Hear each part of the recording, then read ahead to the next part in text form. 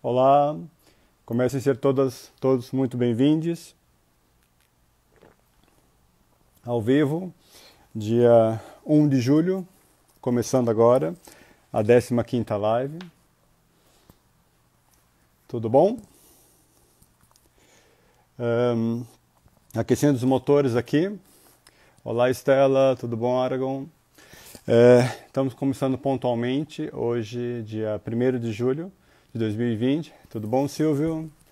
Divina, aguardando a nossa convidada Georgette já se conectar. Enquanto todo mundo aqui, Georgette acabou de entrar, seja muito bem-vinda. E aí a gente já começa então. Georgette já mandou o vídeo, pontualíssima. Tudo bom, Felipe? Boa noite novamente, Divina. E aí, Edu? Georgette? Oi, Tudo bom? tudo bem, e vocês? Tudo certo. Você me ouve e me vê bem? Tudo Per- ok.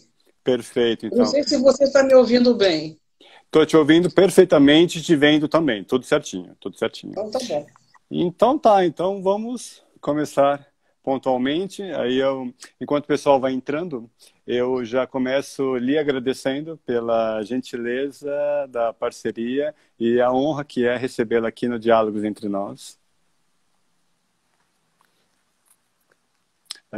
Acho que tudo bem aí? Tudo bem. Perfeito, perfeito. Então vamos lá, Georgette. Combinamos pontualmente, é assim que a gente começa. Eu dou boa noite a todas, a todos e a todos. Sejam muito bem-vindos à 15ª edição live de Diálogos Entre Nós. Eu sou o Guilherme Gobato, consultor e idealizador do Diálogos Entre Nós, Diversidade e Inclusão. E eu não me canso de falar que vocês aqui online e offline, Georgette e eu todos, formamos um conjunto repleto e diverso de nós. Nós, na primeira pessoa do plural, na certeza e esperança de que união e boas parcerias promovem muito mais equidade, igualdade e respeito em prol de uma sociedade mais diversa e inclusiva. E nós também, com plural de nó, obstáculos, dificuldades e também ponto essencial que podemos desatar juntos, rumo a mais inclusão e diversidade. Diálogos Entre Nós vem de uma trajetória de encontros presenciais promovidos aqui em São Paulo, capital, como fruto de uma parceria de conteúdo entre o Google for Startups e o poder da colaboração da minha querida amiga Isabela Secato.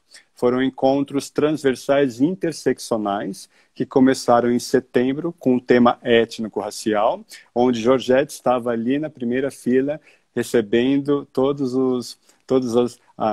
acompanhando todas as convidadas, dentre as quais Sueli Carneiro, Patrícia Santos e Yasmin Vitória, do Mercado Corporativo. Em outubro, tivemos o tema LGBTQIA+, em novembro, pessoas com deficiência e dezembro, igualdade de gênero. Retomando, então, o formato lives neste ano, desde abril, já percorrendo, então, com hoje, 15 edições, tratando temas como igualdade de gênero, também muito tema racial, que nós tratamos em maio, durante todo o mês de maio. Junho foi dedicado à pauta LGBT, que ia mais, e agora retomo, a partir de julho, a partir de hoje, com Georgette, o tema de diversidade racial. Georgette, eu tenho um prazer enorme, uma honra recebê-la aqui, e eu novamente lhe agradeço pela parceria. Gratidão, Georgette, gratidão. Eu vou rapidamente me autodescrever e aí eu lhe passo a palavra para que você também se autodescreva, caso tenha alguma pessoa cega ou com deficiência visual nos vendo, nos ouvindo agora. E também, na sequência, você mesma se apresente, por gentileza. Eu sou homem, cisgênero, me autodeclaro branco, gay. Estou usando, hoje está frio aqui em São Paulo, uma camisa branca com um casaco preto por cima, óculos de grau, barba e cabelo curtos pretos. E aqui em casa tem um aquário atrás de mim, do lado esquerdo. Por gentileza, Georgette, se autodescreva e se apresente para nós com muita alegria, por gentileza. Pois não. Georgette Leite Lemos, mulher negra, cisgênero, carioca, migrante, morando aqui em São Paulo há 39 anos, sexta-leistente. Eu estou vestindo uma blusa branca e estou com uma pashmina verde e amarela, em homenagem ao tema que nós vamos falar hoje. E o cabelo é preto curto, ao fundo é amarelo. E uma das minhas paixões, eu não posso falar agora, mas vou falar no final da nossa conversa. Faz parte da minha mudança aqui para São Paulo. Com relação à minha apresentação, complementando, eu só quero dizer que a minha trajetória profissional em recursos humanos começou em 1972 e, desde então, estou completando 48 anos de trabalho em gestão de pessoas e, nesse espaço de tempo, trabalhei na Souza Cruz, do Rio de Janeiro, coordenando a área social, em âmbito corporativo na região sudeste. Depois aqui em São Paulo, na Copersucar, também mais 9 anos, coordenando a área social.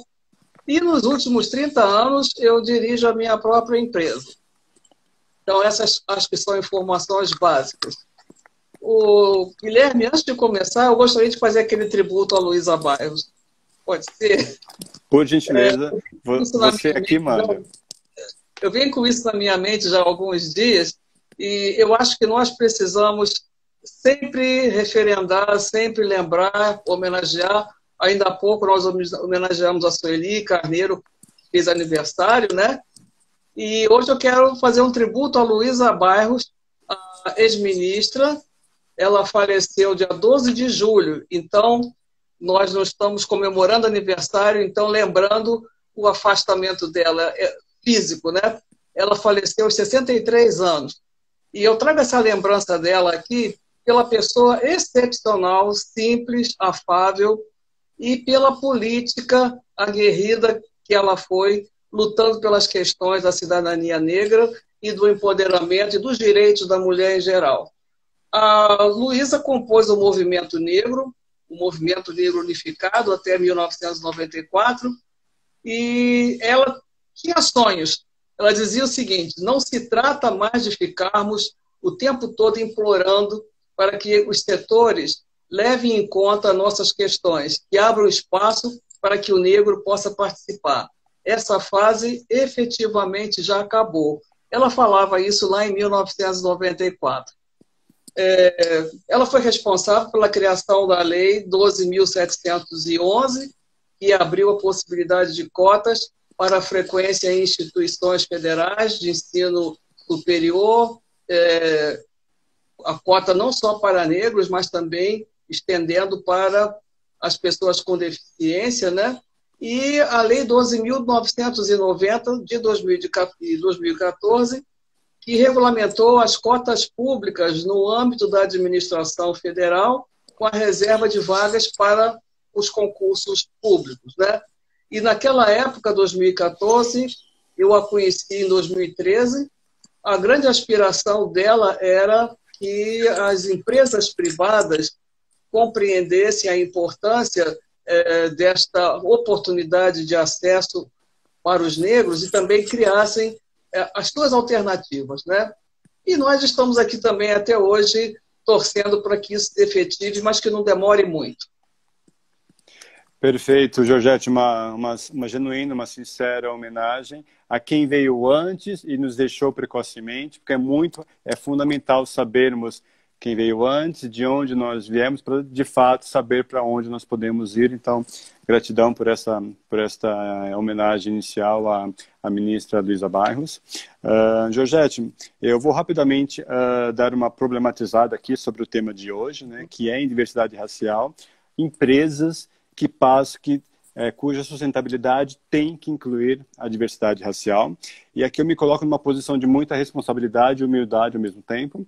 Como homem que me autodeclaro branco e cisgênero, eu uso destes privilégios identitários a serviço da igualdade racial como aliado à equidade e igualdade racial. Eu não falo no caso, pessoas negras, eu falo com pessoas negras, resguardado então o meu lugar de fala como aliado e Georgette como protagonista, com com a propriedade genuína de nos trazer, nos brindar sobre a importância estratégica da diversidade racial a partir de seus locais de fala, a partir de sua longa jornada pessoal e corporativa muito coerente e consistente. Isso posto, Georgette, nós falamos, evidentemente nós sabemos, mas é sempre bom lembrar, falamos a partir do país de maior população negra fora de África, apenas atrás da Nigéria, autodeclarados pelo IBGE, 56% dessa população. Ou seja, se você não é uma pessoa negra nesse país, que é o meu caso, por exemplo, você sim é minoria. A maioria desse país é formado por pessoas negras, diga-se de passagem, e é muito bom ressaltar. Só que esta maioria populacional, essa maioria demográfica, ela não é acompanhada devidamente de indicadores socioeconômicos que possam favorecer positivamente essa população, tais como indicadores de renda, condições de moradia, escolaridade, acesso a bens e serviços, a própria exposição à violência é muito mais frequente da população negra em comparação com a população branca, e vale ressaltar que a cada 23 minutos um jovem negro nesse país é executado, e eu mesmo ouvi já em rodas raciais e reouvi com Benilda Brito, nossa conhecida, de que não há balas perdidas, mas sim balas achadas em corpos negros. E essa mesma desproporção quantitativa, majoritária da população negra, ela é acompanhada na representatividade corporativa de pessoas negras em posições de média e alta liderança. Sabemos bem que a diversidade racial é um dos desafios mais urgentes e necessários para a inclusão de diversidades com acolhimento, respeito e dignidade. Isso posto, Georgette, indo ao encontro do tema de hoje, sustentabilidade em empresas só e apenas pela diversidade racial, eu gostaria primeiramente, zero de jogo, para a gente ter uma introdução basilar da sua parte, eu gostaria de lembrar que em 25 de maio deste ano, tivemos a triste execução, porque a morte é muito branda, do norte-americano George Floyd, e naquele dia a sensação nós dormimos racistas, de modo geral, e acordamos plenamente antirracistas. Contém ironia. E aí eu gostaria que você já nos trouxesse a sua visão sobre os desdobramentos a partir da execução do George Floyd e mesmo a questão da realidade racial aqui no Brasil, que é muito problemática e é bem anterior a este fato, e também o que nós podemos esperar e como reagir a este fato externo na realidade nacional, tanto pessoas negras como pessoas brancas. Por gentileza, Georgette. Guilherme, eu espero que nós nos conectemos com o futuro, porque este fato, ele nos pegou de surpresa, entre aspas, né? E a nossa reação foi estrondosa, talvez porque o fato tenha sido mediaticamente muito explorado, ele foi gravado e foi transmitido quase que ao vivo, foi ao vivo praticamente, né? Mas eu espero que nós nos conectemos às questões que estão dentro da nossa casa, no bairro em torno, nas comunidades periféricas, no município, que nós nos conectemos com aquilo que está acontecendo no nosso país, agora, e que vai repercutir por gerações. Nós não podemos ficar alheios a essas questões da casa. Enquanto nós nos consternávamos muito justamente com a barbárie lá dos Estados Unidos, como você bem falou, quantos jovens negros estavam morrendo aqui? Então, o assassinato do George Floyd foi em 25 de maio. 6 de junho, o que nós tivemos? João Pedro Mota, jovem negro de 14 anos, morreu após ser baleado no complexo da favela do Salgueiro, lá em São Gonçalo, Rio de Janeiro. 22 de junho, aqui em São Paulo, Carapicuíba, um jovem de 16 anos, Gabriel, ele desmaiou 3 vezes durante a abordagem do policial que lhe aplicou um golpe de estrangulamento. Este fato foi filmado e foi passado para a mídia também. Ele teve a repercussão que o outro fato made in USA teve? Não. E eu estou muito preocupada hoje o que vai acontecer e o que aconteceu com o agressor do Gabriel. O que acontecerá com o Gabriel ainda é mais preocupante. Eu gostaria também que nós nos conectássemos com a justiça, que ainda não nos deu respostas a uma pergunta básica. Quem mandou matar Marielle? É isso que eu acho que é vital para nós brasileiros. Não que não nos importemos com as outras partes do mundo, porque somos globais, estamos interconectados, somos todos irmãos e dependemos uns dos outros. Mas milhões de mulheres negras e não negras aqui no Brasil, elas morreram um pouco com a Marielle. Marielle representava a luz. E ela representava segmentações sociais que incomodavam. Então, isso na nossa mente, isso tem uma repercussão muito forte. Como nós podemos agir? Eu só vejo 3 alternativas assim de imediato. Primeiro, união de todos. Eu penso que não há mais tempo para delimitar perfis e espaços para um grito que está preso na nossa garganta. Respeito e queremos respirar.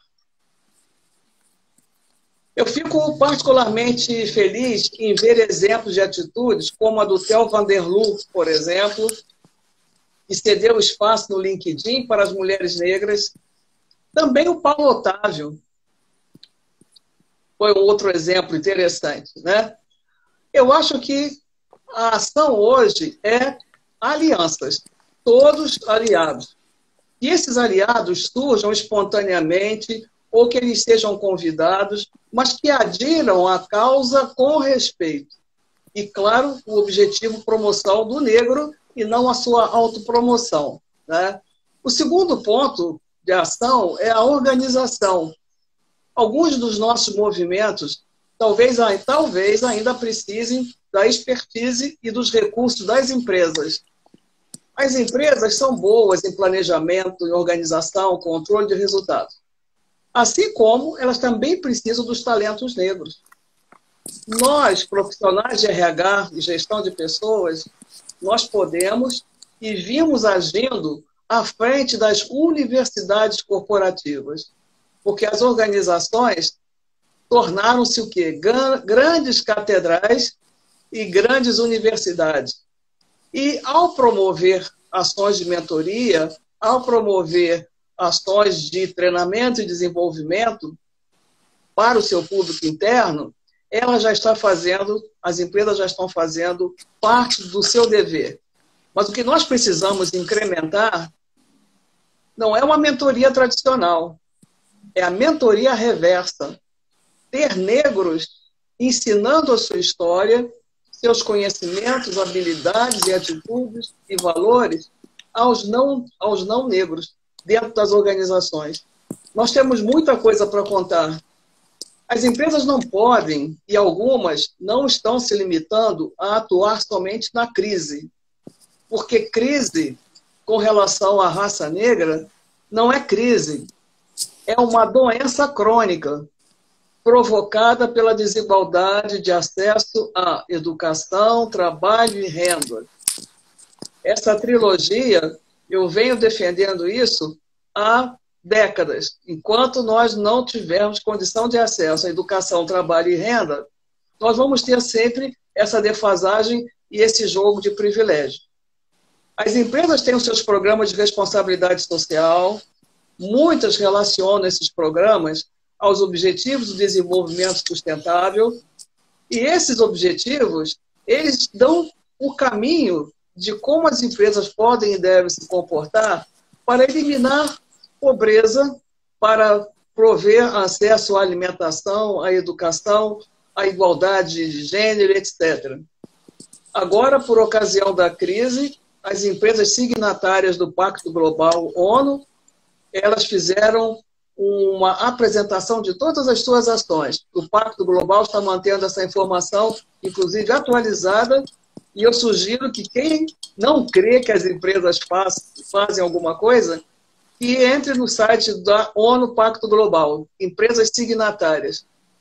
Essas empresas são, em grande parte, nacionais, multinacionais de grande porte. Mas nós precisamos também olhar para o pequeno e médio empregador, que é a maioria que emprega neste país. Então, enquanto nós ficarmos buscando exemplo entre as 500 maiores e melhores, nós vamos ver que o rol não varia muito. Nós temos que olhar mais para a base, porque a pequena empresa também existem pessoas lá trabalhando, interagindo e precisam dessa orientação. O que a sociedade, na minha opinião, não aceita mais são as ações endereçadas à promoção da marca apenas. Promoção é decorrência. Um outro ponto que eu queria aproveitar e chamar a atenção aqui, já que eu estou falando de promoção da marca, é que nós trabalhamos em gestão de pessoas, recursos humanos, nós temos que demonstrar o retorno aos investimentos feitos pelas empresas. Sim, mas nós não podemos abrir mão de também mostrar que a abertura de portas para as pessoas, não importa como sejam essas pessoas, a valorização e a promoção da diversidade não é algo necessário, não. É algo inteligente que as organizações precisam fazer, se elas quiserem transcender. E a terceira ação que eu chamaria aqui agora é foco. Agir como um time. Não importa onde nós estejamos, se virtualmente, presencialmente, nós precisamos ter paixão pela causa. Nós temos que nos espelhar, por exemplo, nos times de futebol. As suas torcidas, milhões e milhões de pessoas espalhadas pelo território nacional, elas têm um ponto em comum. É o amor pelo time, é amor pelas cores do time, etc. e tal. Mesma coisa, as agremiações de escola de samba. Milhões de pessoas nas ruas para um belíssimo espetáculo, mas ao longo do ano, tecendo os seus fios em conjunto, sem haver ali uma divisão de classes, uma divisão de categorias identitárias, nada disso. Existe um propósito. Agora, o nosso time tem que ter jogadores em todas as posições, públicas e privadas. Esfera pública e esfera privada. Mas que todos tenham o mesmo ideal. Nós não precisamos de Sérgios Cardosos. Fundação Palmares. Não precisamos. Nós precisamos ter representação negra na política, porque negro vota em negro, sim. É bem verdade que não importa a cor das pessoas, e sim o propósito na hora em que essa pessoa está legislando. Mas se nós pudermos ter esse representante negro, vamos priorizar. Então, são essas questões que eu queria levantar agora. Perfeito, Georgette, muito bom a sua fala basilar sobre essas questões, muito boa tudo que você nos disse a respeito de alianças, aliados, que é um dos meus propósitos pessoais e profissionais. Nós nos conhecemos muito antes dessa live, evidente, e aí também a questão de responsabilidade social corporativa, ligados aos objetivos de desenvolvimento sustentável. Citou mesmo o Theo, que é um grande aliado, um homem branco, cisgênero, um líder altamente inclusivo, e inclusive, nós temos que ser coerentes e coesos em relação a posturas pessoais e profissionais que nos levem a mais dignidade, respeito e acolhimento, e não apenas dormirmos de um jeito e acordarmos do outro. A comoção é devida, é necessária, mas devemos lembrar que muito antes disso, famílias negras morrem em vida com a perda de seus filhos, e eu trago aqui, a Georgette mesmo já ouviu isso, que se você não fala o nome e sobrenome dessas vítimas, o racismo vai lá e, por acaso, coloca o nome que ele quiser. Então, estamos falando de Agatha Félix, de Miguel Otávio Santana, de João Pedro Matos Pinto e também do filho de uma amiga que se foi há 5 anos atrás, minha amiga Nívia Raposo, o filho Rodrigo Tavares Raposo. Então, nós estamos falando de vidas narrativas. Georgette, indo Indo então mais ainda ao encontro do tema de hoje e considerando sua longa carreira corporativa, suas experiências pessoais e profissionais que trazem uma vivência geracional ímpar e coesa e coerente, como eu mesmo ressaltei, eu gostaria que você então ressaltasse e nos brindasse sobre essa provocação. Empresas realmente sustentáveis convivem ou não com racismo institucional? Gostei do geracional, viu? Um brinde a você, Georgette. Tchim, tchim. A resposta óbvia seria não, não convivem. Mas a resposta real é convivem.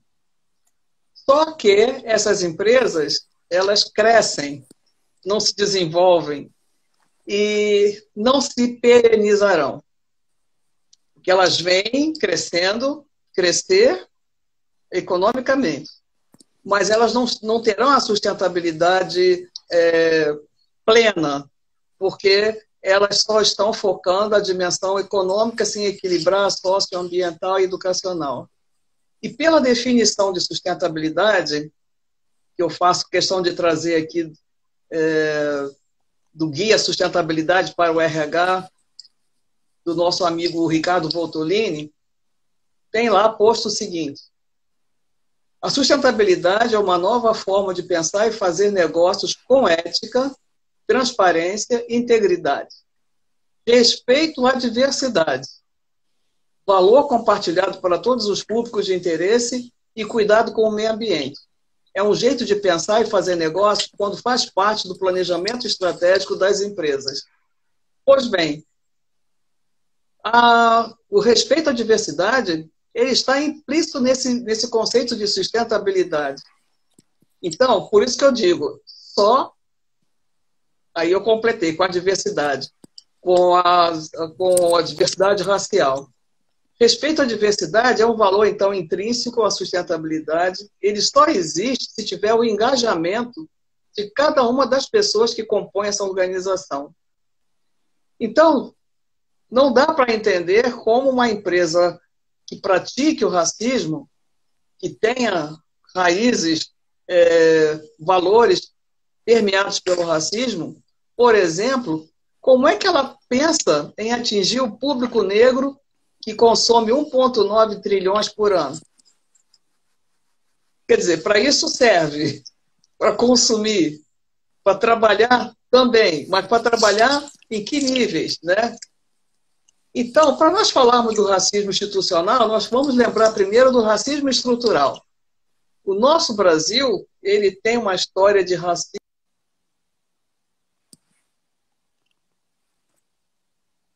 Acho que deu uma falhadinha.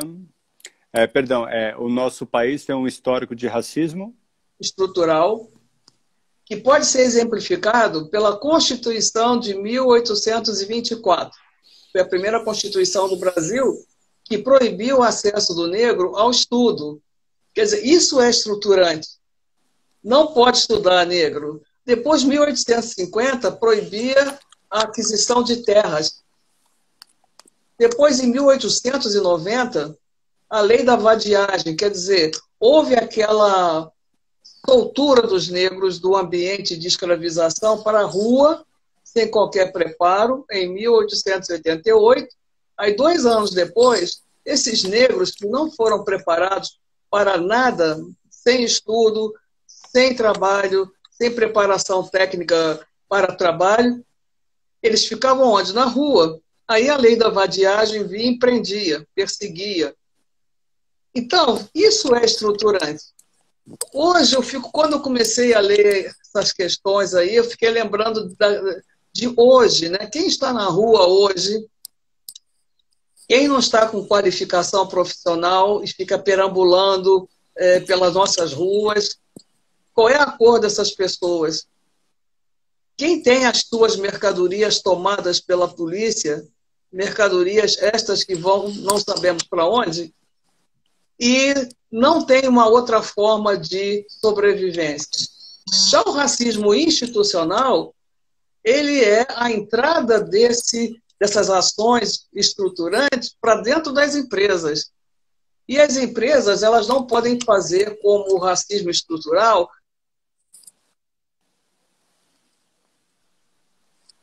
Então, o que acontece? Como ela não pode fazer isso por escrito, ela age de uma maneira informal. São os costumes, né?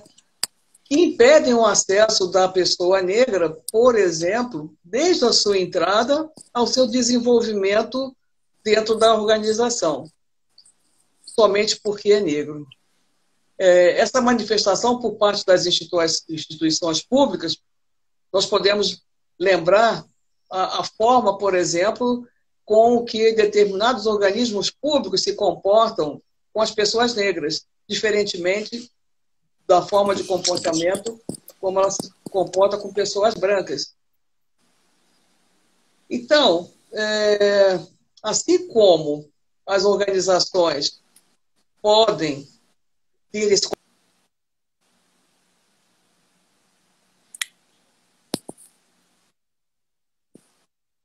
Ela não pode esquecer com a sociedade externamente. Então,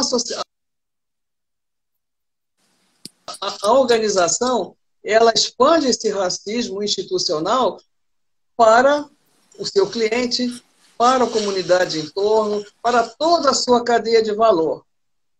Então, essas pessoas que falam em nome da organização, elas foram foram ensinadas a preconceituar, discriminar e odiar. E elas hoje estão nesses espaços sociais, que são as organizações, e elas precisam ser reensinadas. Lembrando o Mandela, se pessoas foram ensinadas a odiar e aprenderam, elas também têm capacidade de ser ensinadas a amar. Agora, precisa haver a disponibilidade de quem vai auxiliá-las a fazer essa transição do ódio para o amor.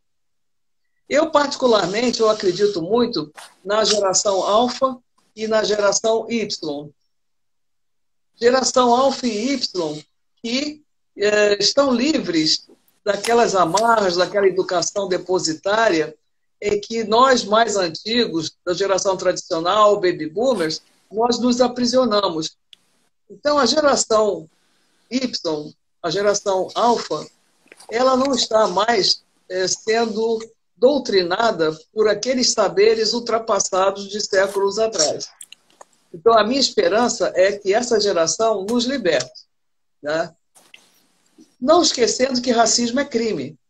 Nós temos uma legislação desde 1989, 101 anos após a abolição da escravatura, nós tivemos, então, essa lei.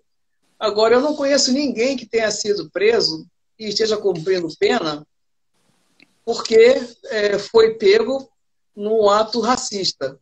A legislação prevê pena de 3 anos de reclusão aos que cometerem crime de ódio e intolerância racial, como negar emprego a pessoas por sua raça ou acesso a instituições de ensino e estabelecimentos públicos ou privados. Se alguém conhece alguém que foi evidenciado nessa situação de racismo e esteja preso, eu acho que será uma exceção. Nós tivemos agora recentemente uma doméstica, que as pessoas falaram, uma idosa de 61 anos. Gente, 61 anos não é idoso, não. Era no passado. Então, essa senhora de 61 anos, doméstica negra, ela vivia num regime de trabalho escravo. Agora, século XXI, às portas do século XXII, aqui em São Paulo, em uma casa de uma pessoa de classe média A, pessoa muito conhecida, que eu acho que não vale a pena falar o nome aqui, porque senão nós estaremos até promovendo a tal pessoa. E essa pessoa não teve punição, apenas pagou uma fiança e já está liberada. 2000. Então, o que acontece com esse nosso país? Nós ficamos muito preocupados com o que está acontecendo no vizinho e esquecemos de olhar o que está acontecendo aqui no nosso quintal. Isso está acontecendo aqui, em São Paulo, na capital. Uma mulher de 61 anos vivendo aprisionada. Então, esse racismo institucional, ele se faz presente e eu, às vezes, fico muito triste porque a gente lembra, isso aconteceu na empresa tal. Aí nós não vamos nomear o fato fazendo uma relação com a empresa. A empresa X é racista. Coitada da pessoa jurídica. Não é a PJ que é racista. Racistas são as pessoas que falam em nome dessa PJ. Então, eu sempre coloco isso e faço questão de dizer, gente, mas quem é que vai ter a sua fama, a sua marca enlameada? É a pessoa jurídica. Então, esses acontecimentos, muitas vezes, eles fazem com que empresas despenquem no seu ranking, né, de apreciação de produto, de serviço, porque uma pessoa que fala em nome dela não está preparada para tal. Eu tive, no início da minha carreira, um episódio em que um gerente geral falou para mim que eu não poderia ingressar na empresa porque eu era negra, apesar de eu ter sido aprovada no teste seletivo. Então, naquele momento eu fiquei pensando, coitada dessa empresa ter esse homem como gerente geral, né? Porque o que vai ficar na lembrança das pessoas é a pessoa jurídica. Não é o nome do fulano que fez aquela discriminação, mas o que pesa mais é a pessoa jurídica. Tá ótimo, Georgette. E é importante que, como você bem trouxe, né, lá atrás, sobre líderes sustentáveis, né, nós devemos entendê-los e nos entender de uma forma holística, com coesão, com coerência. Não dá para se achar sustentável e não identificar em si mesmos preconceitos e tantos ismos, né? Ser um líder sustentável machista, ou homotransfóbico, ou racista, isso não cola, né? Então, devemos, de fato, nos instrumentalizar sobre o conceito amplo de sustentabilidade, que passa por um compliance, e sobre a urgência de promovermos, dentre pautas em diversidade, também a pauta de diversidade racial, que não é e nunca foi um assunto fácil aqui neste país, mas que deve ser encarado por alianças, com propósito e com coração, agir de uma forma corajosa, né? Agir com coração, como bem trouxe o nosso querido Theo Vanderloo, que esteve aqui nesta mesma live algumas semanas atrás. E, inclusive, Georgette, por uma questão econômica, o racismo, como bem disse uma amiga, colega da Diversidade e Inclusão, a Ana Bavon, ele é economicamente burro, porque você não olha para 56%, você não privilegia 56% da população. Então, no mínimo, ele é incoerente e, como ela mesma disse, burro. Então vamos lá. Georgette, a gente está falando de empresas, a gente está falando de diversidade racial, e é importante, então, que nessa questão de aliados e alianças, como é que as empresas podem melhor promover a inclusão dessa diversidade racial? Se você puder elencar alguns dos obstáculos, dentre os quais alguns você já disse, e mesmo ressaltando papéis da liderança, papéis de RH, que devem se colocar a favor e como propulsores dessa diversidade racial nas empresas. Por gentileza. O grande desafio está na entrada, né? Depois, se essa pessoa negra consegue ingressar, a luta passa a ser diária, para permanecer lá com dignidade e ser vista como uma pessoa, de fato, componente do sistema organizacional. As organizações públicas, elas não têm essa questão na entrada por causa das cotas. Então, é concurso público com cotas já pré-definidas para as pessoas negras. Mas nada impede que as barreiras de relações interpessoais aconteçam, né? Então, formalmente, não existe essa barreira na entrada, no recrutamento e na seleção.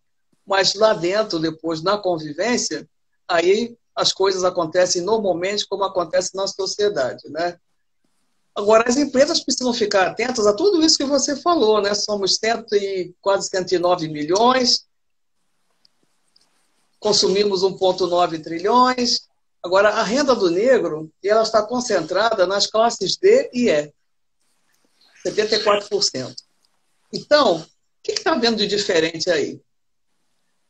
Tudo, na minha opinião, e eu tenho assim, um grande aval, que é o do Theo Vanderloo fala sempre isso, tudo começa com o engajamento da alta liderança, né? Então, hoje as empresas colocam metas de promoção da diversidade. Quando uma empresa estabelece metas de promoção da diversidade, atreladas à performance dos executivos, há o pressuposto que tais executivos estão conscientes do seu papel na eliminação desse desequilíbrio entre as diversas características humanas que estão lá representadas internamente. Tais executivos querem, podem, devem assumir a quebra de paradigma na contratação e na inclusão, porque às vezes pode, mas não quer, deve, mas não pode. Então, esses verbos eles têm que ser muito bem observados. É o querer, poder e o dever. Em que ordem, não importa, mas eles têm que estar alinhados. Então, nós temos que ter os executivos como exemplo para as lideranças. Esse estágio decorre de outras ações preparatórias, tais como o alinhamento com a missão, visão da empresa, a verificação da convergência desses pressupostos com os valores dos executivos. Porque muitas vezes eu tenho valores que eu não divulgo, propriedade minha. Então, eu me comporto conforme requerem, conforme solicitam. Mas lá dentro a minha atitude é outra, né? E segundo, por exemplo, o Guia Diversidade Exame desse ano, que teve 96 empresas participando, dessas 96 empresas, 36 tinham práticas voltadas para a questão étnico-racial consideradas boas. De 96, 36. E o destaque dessas ações estava na equidade, ou seja, adaptar a regra a um caso específico, para deixar a regra mais justa. E essa equidade era na contratação. Então, nós sabemos que a grande dificuldade ainda está aí. Exigências de origem da sua universidade, a fluência no segundo idioma, ou terceiro, etc. Então, essas empresas estão quebrando essas barreiras.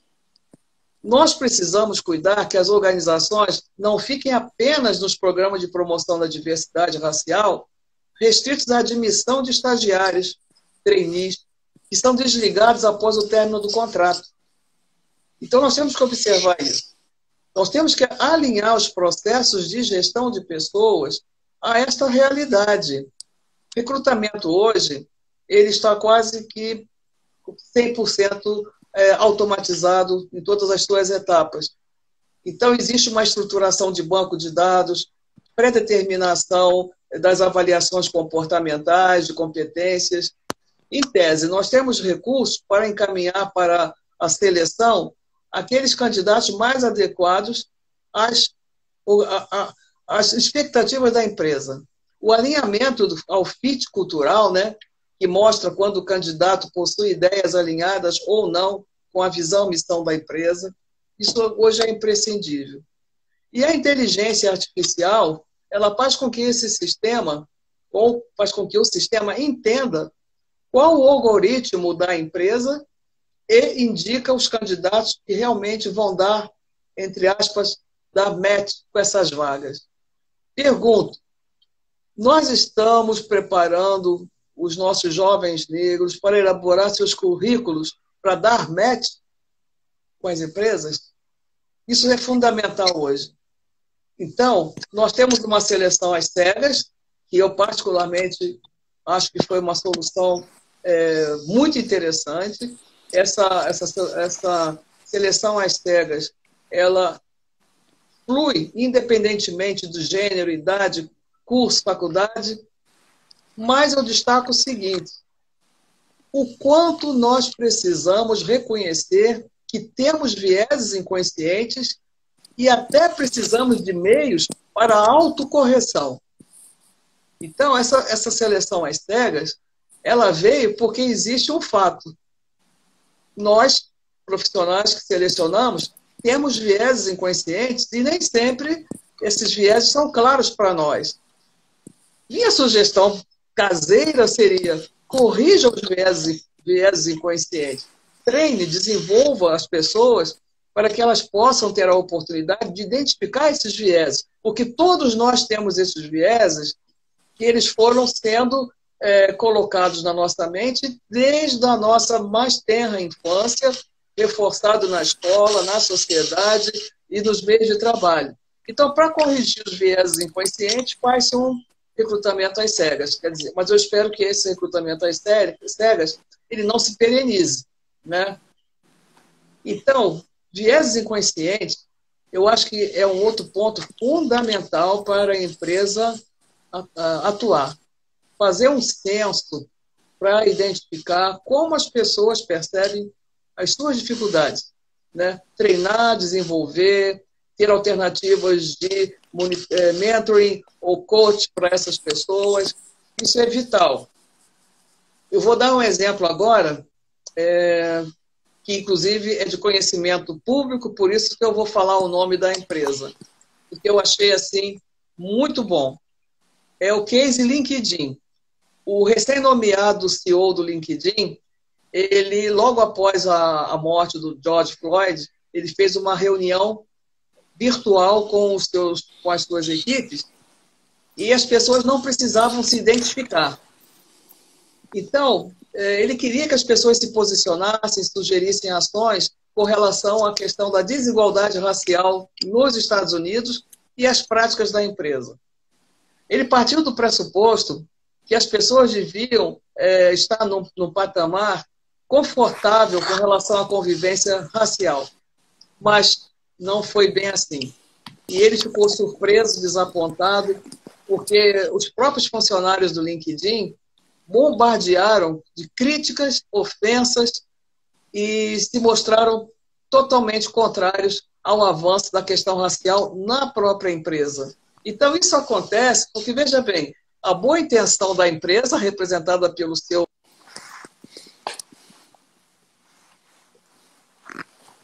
Um instantinho que a conexão vai ajudar.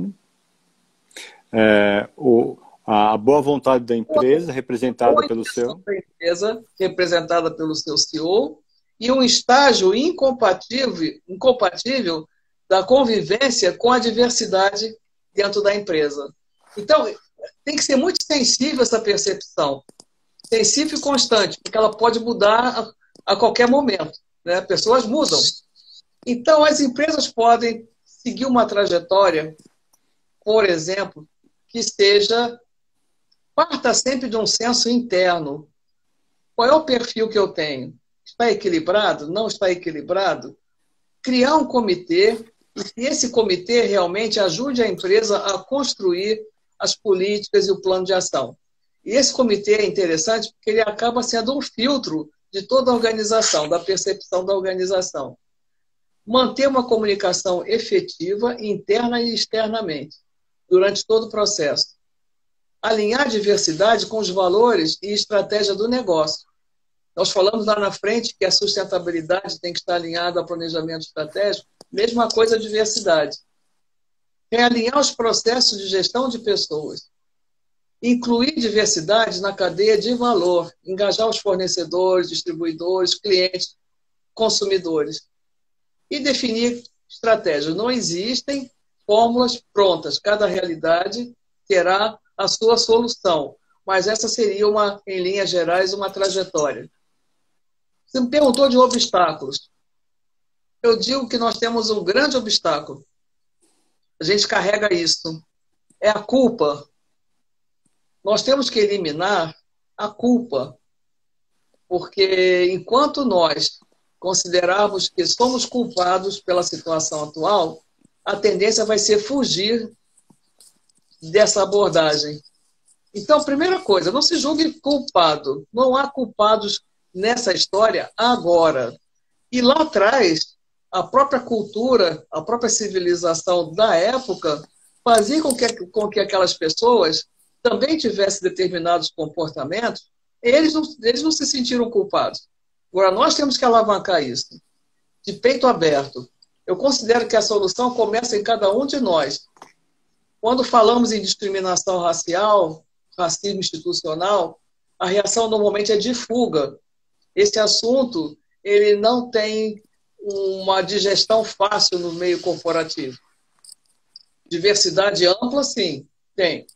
Se você afunila para a questão que está mais crucial, não. E as respostas mais comuns são: aqui não temos esse problema, aqui não há racismo. O próprio presidente desse país falou que aqui no Brasil não existe racismo, né? Então, como reação a uma suposta atribuição de culpa por existir uma situação indesejável, as pessoas omitem a fala sobre o racismo.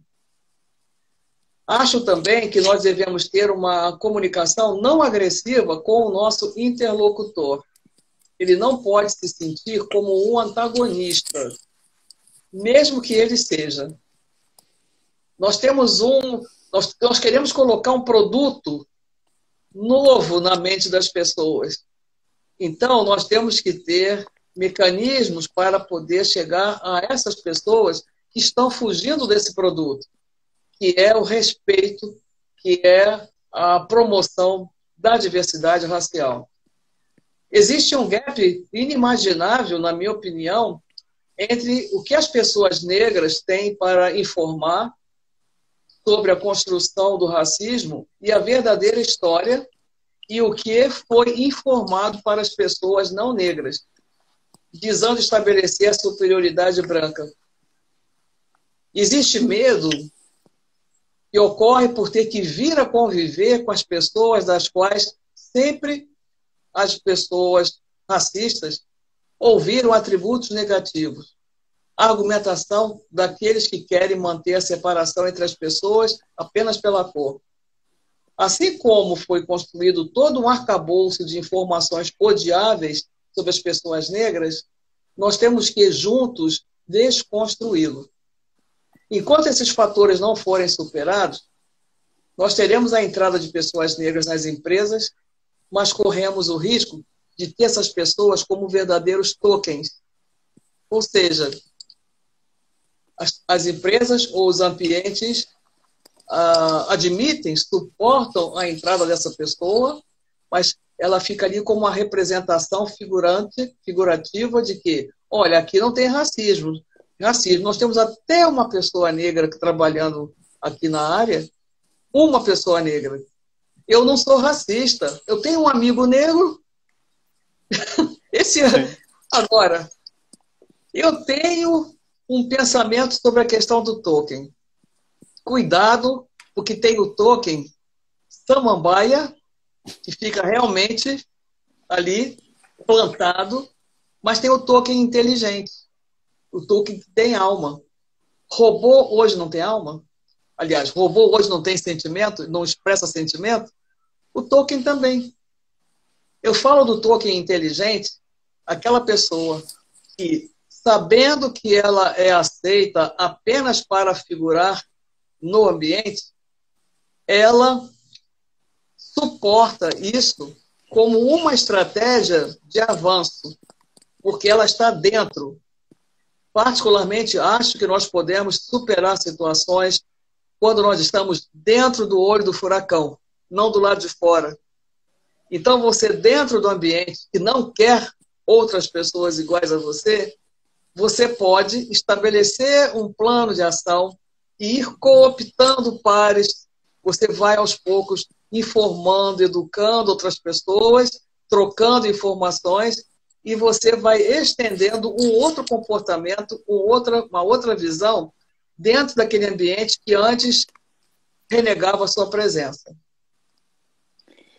Georgette, você nos brindou com uma aula sobre os desafios, sobre os obstáculos, sobre melhores práticas e estratégias de comunicação, de instrumentalização, de reconhecermos os nossos preconceitos e também os nossos papéis e responsabilidades acerca da promoção, não apenas da diversidade racial, mas de tantas outras inclusões e diversidades, e devemos então ser coerentes e coesos, devemos realmente liderar pelo exemplo e não pela culpa, né? Na questão de culpa leva a uma inação, devemos assumir responsabilidade pelos nossos atos e nesse sentido, promovermos de fato a mudança que nós queremos. Por gentileza, Georgette, nós temos, perdão, Georgette, acho que uns 5 minutinhos, e antes que o Instagram nos derrube, mas a palavra é toda sua. Eu quero falar sobre o RH, que você me perguntou. Sim.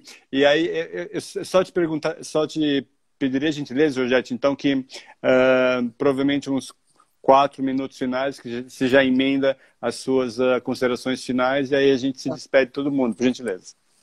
Então, qual o papel do RH que você perguntou? Cuidar das pessoas e cuidar do negócio. Agora, cuidar das pessoas traz implícito o quê? Que pessoas? Pessoas felizes, para poderem se engajar aos propósitos do negócio. Não adianta ter pessoas infelizes, pessoas que...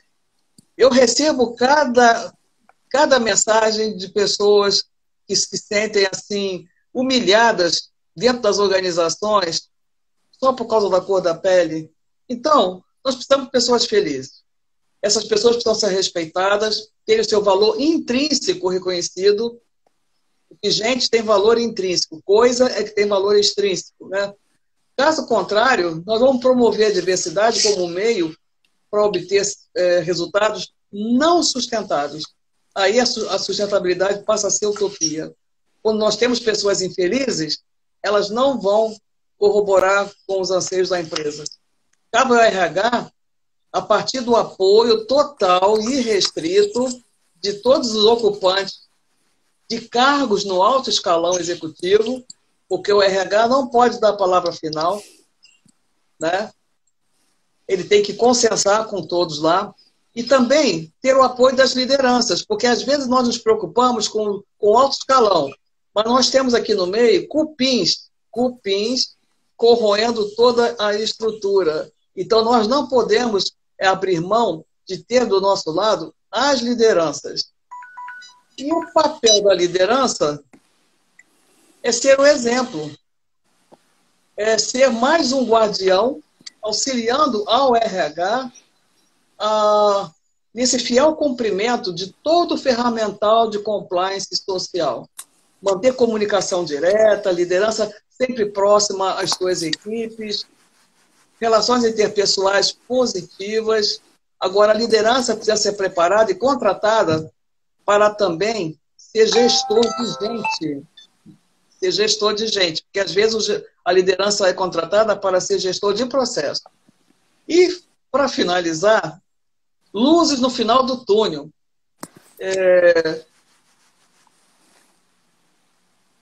Iniciativa empresarial pela igualdade racial, presente. Coalizão empresarial pela equidade racial e de gênero, presente. E ontem, a Universidade Zumbi dos Palmares, Afrobras, lançaram o manifesto Vidas Negras Importam, propondo 10 metas para reduzir impactos do racismo. É o movimento AR. Eu sugiro que todos acessem esse material, porque ele vai interrelacionar ações no âmbito governamental, empresas públicas, privadas, sociedade em geral. Amanhã, o reitor José Vicente já vai ter a primeira entrevista com representantes da Polícia Militar. Perfeito. Aqui em São Paulo. E, finalizando... Um minutinho já vai cair. Finalizando, o ódio é a base para a dominação. A força é o meio para dominar. O poder é mantido pela anulação do outro. E o medo é o reconhecimento do valor adormecido desse outro. Nós estamos entrando, infelizmente, na fase do medo daquelas pessoas que negaram o nosso valor. Vamos nos dar as mãos. Vamos dar as mãos como aliados, como pessoas protagonistas. E eu pego o gancho nos últimos 30 segundos. Nina Simone, liberdade de viver sem Medo. Georgette, gratidão estratosférica. Eu tenho um outro convite, pessoal, quer te ouvir mais. Eu tenho um outro convite que eu te faço offline. Pessoal, agradecemos novamente. Georgette, pode se despedir. 10 segundinhos. Gratidão, Muito Master. obrigada. Eu Muito agradeço obrigada. muito. Agradeço a todos e um beijo, um abraço. E gratidão, Georgette. Até mais. Tchau, tchau.